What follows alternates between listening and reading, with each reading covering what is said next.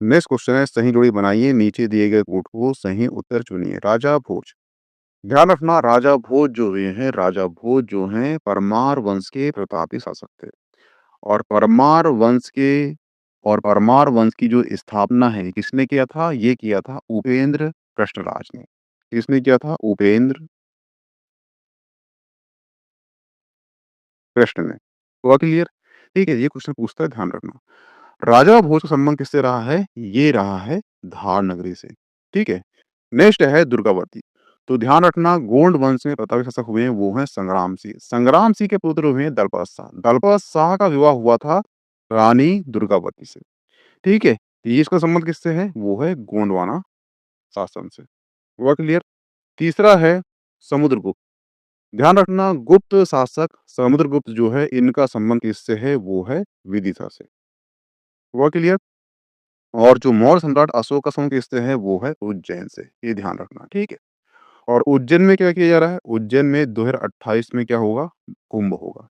और जो उज्जैन है एक नदी किनारे बसा हुआ है, वो नदी कौन सी है? वो नदी है क्षिप्रा। हुआ क्लियर? ठीक है। और उज्जैन में ही 12 ज्योतिर्लिंग में से एक ज्योतिर्लिंग है जिसे हम महाकाल कहते हैं। हुआ क्लियर? ये ध्यान रखना। इसका आंसर क्या होगा ये आप मिलान कर लेना। हुआ क्लियर? नेक्स्ट क्वेश्चन है, किस नरसंहार को मध्य प्रदेश का जलियांवाला बाग कांड कहा जाता है? तो ध्यान रखना, मध्य प्रदेश का जलियांवाला बाग जो है चरण पादुका नरसंहारों कहा जाता है। किसको? चरण पादुका नरसंहारों कहा जाता है। ये मध्य प्रदेश के छतरपुर जिले में स्थित है। ठीक है। और यहाँ पे क्या हुआ था? 14 जनवरी 1931 को मकर संक्रांति के मेले में चरण पादुका में हो रही सभा में सेना ने घेर कर, जो सेना थी अंग्रेज सेना, उन्होंने घेर कर निहत्थे लोगों पर मशीन गन से या बंदूक से गोली चला दी, जिसमें 21 लोग की मौत हो गई और अनेक गंभीर रूप से लोग घायल हो गए। ठीक है। ये कहाँ पे हुआ था? ये हुआ था चरण पादुका में। ये भी क्वेश्चन करता है कि चरण पादुका जो है नरसंहार ये कब हुआ था? तो ये 14 जनवरी 1931। दिन कौन सा था? वो था मकर संक्रांति मेला। ठीक है। तो जो मकर संक्रांति मेला है ये ध्यान रहेगा, तो आपको ये जो डेट है ये याद रहेगी, ध्यान रखना। हुआ क्लियर? सन कौन सा है? 1931। ये क्वेश्चन पूछता है। ठीक है। नेक्स्ट क्वेश्चन है, अकबर के साथ युद्ध करने वाली रानी दुर्गावती खालिस्तान की रानी थी। ये पूछ रहा है कि कौन से क्षेत्र की रानी थी दुर्गावती? तो ध्यान रखना, अकबर के साथ युद्ध करने वाली रानी दुर्गावती मंडला की रानी थी। रानी दुर्गावती कालिंजर के राजा कीर्ति सिंह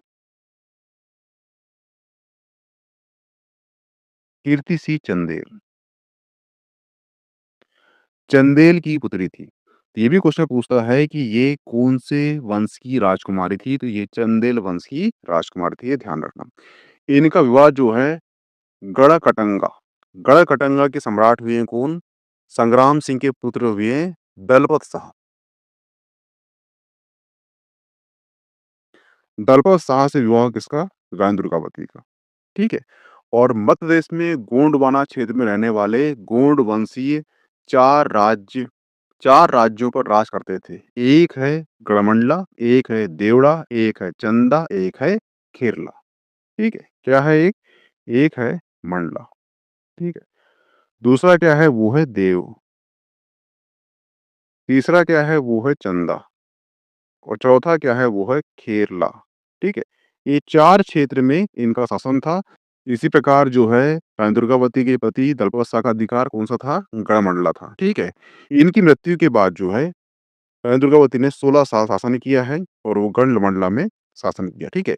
उसके बाद जो है अकबर का एक सेनापति था, वो था आसफ खां। आसफ खां। ठीक है। आसफ खां के नेतृत्व में रानी दुर्गावती के पर आक्रमण हुआ। ठीक है। अब ये कमेंट बॉक्स में कमेंट करना कि ये आक्रमण कब हुआ था, क्योंकि इसी आक्रमण में क्या हुआ था? रानी दुर्गावती शहीद हो जाती है, इसलिए ये क्वेश्चन पूछता है। ठीक है। ये पहले बता चुका हूँ मैं आपको, पहले जो पीवाई की हुआ उसको बता चुका हूँ, तो इसका आंसर आप कमेंट बॉक्स में कमेंट करना। ठीक है। तो इसका आंसर क्या होगा? Option A Mandla. Next question है, सेंधवा में किसके नेतृत्व में आदिवासियों ने आंदोलन किया था? तो ध्यान रखना, सेंधवा में भीमा नायक के नेतृत्व में, किसके नेतृत्व में? भीमा नायक के नेतृत्व में आदिवासियों ने आंदोलन किया था। भीमा नायक का जन्म जो है 1840 को हुआ था, यानी 1840 को हुआ था। कहाँ हुआ था? ये हुआ था निमाड़ में। ठीक है। निमाड़ कौन-सा? वो था पश्चिमी निमाड़। पश्चिमी निमाड़ रियासत में इनका जन्म हुआ था। कहाँ पर? पंचमोहाली गाँव में हुआ था, ये ध्यान रखना। और इन्होंने 1857 1857 में भीमा नायक ने अंग्रेजों के बीच मुकाबला हुआ था, यानी अंग्रेजों के विरुद्ध इन्हें लड़ाई लड़ी थी। ठीक है। अब यहाँ से याद रखना कि एक क्वेश्चन पूछता है रॉबिन हुड। 2 रॉबिन हुड हैं। भारत में 2 रॉबिन हुड हैं। एक है भारत का रॉबिन हुड और एक है निमाड़ का रॉबिन हुड।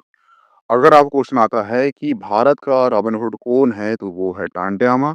परंतु अगर आपको क्वेश्चन आता है कि निमाड़ का रॉबिन हुड कौन है, तो वो है भीमा नायक।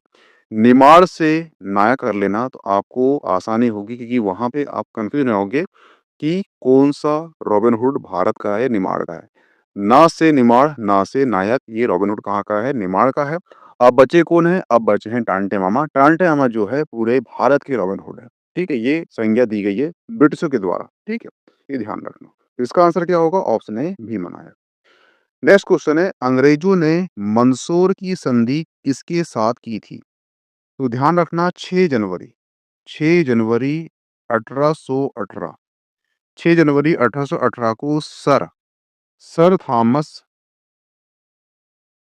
हिस्लोप, ठीक है, सर थॉमस हिस्लोप और मल्हार राव होलकर, मल्हार राव होलकर के बीच में मंदसौर संधि, कौन संधि?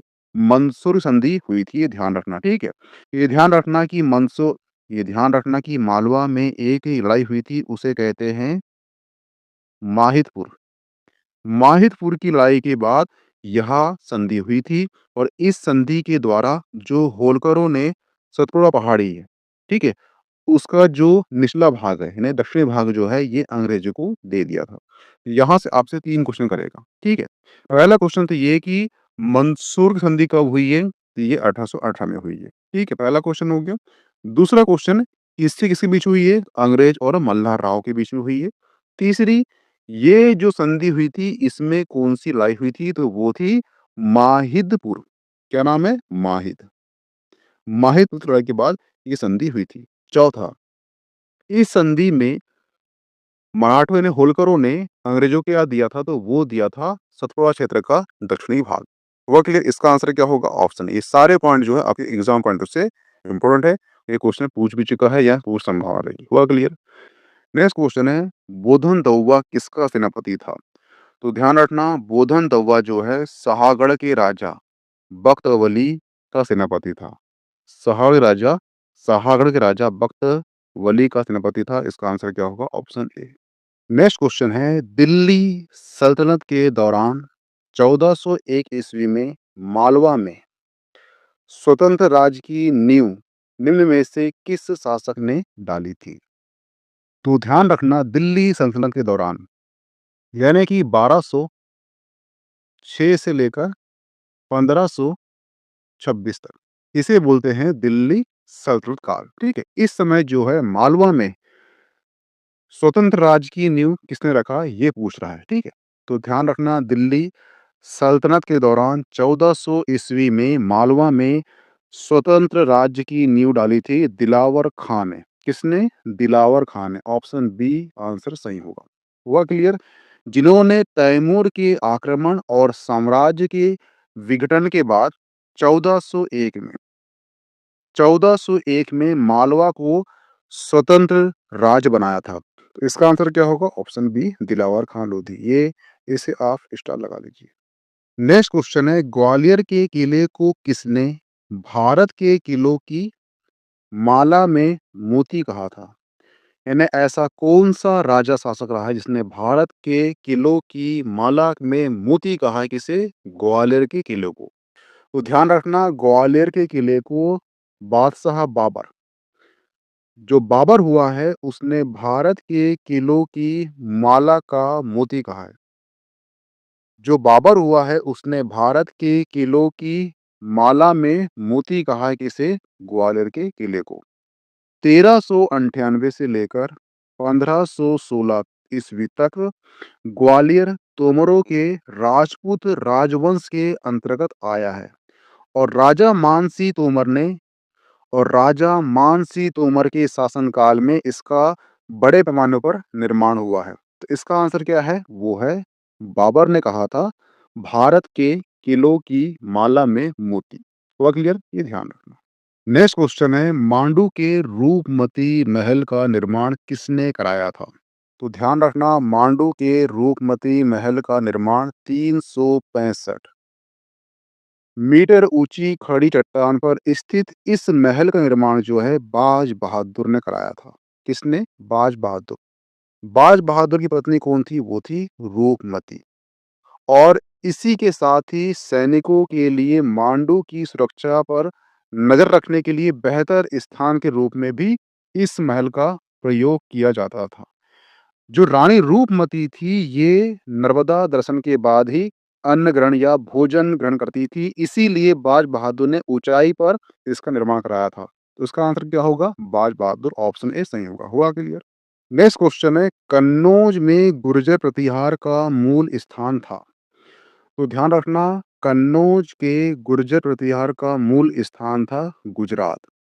मिहिर भोज इस राजवंश के सबसे प्रसिद्ध या प्रतापी राजा थे।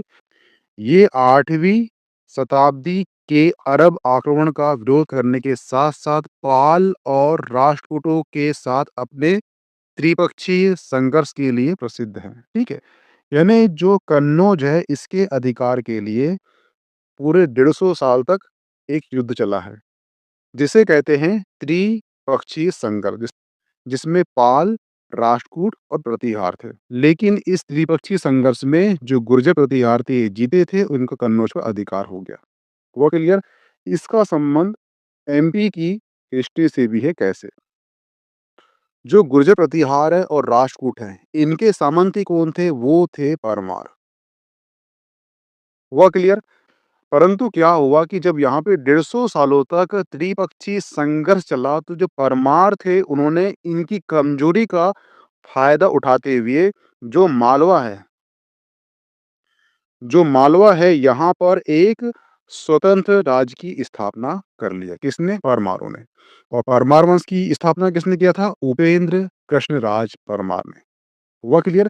कहने का मतलब ये है कि अगर त्रिपक्षीय संघर्ष नहीं होता तो मालवा में परमारों का स्वतंत्र शासन नहीं होता। ये है लॉजिक इसका। हुआ क्लियर? तो ये थोड़ा ध्यान रखना क्योंकि इसका संबंध एमपी की हिस्ट्री से भी, इसलिए।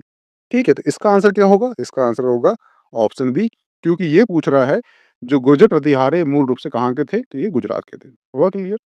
नेक्स्ट क्वेश्चन है मांडू के किलों का निर्माण किस शासक ने करवाया था? तो ध्यान रखना मांडू के किलों का निर्माण जो है होसंग शाह ने करवाया था। किसने कराया था? वो कराया था होसंग शाह ने।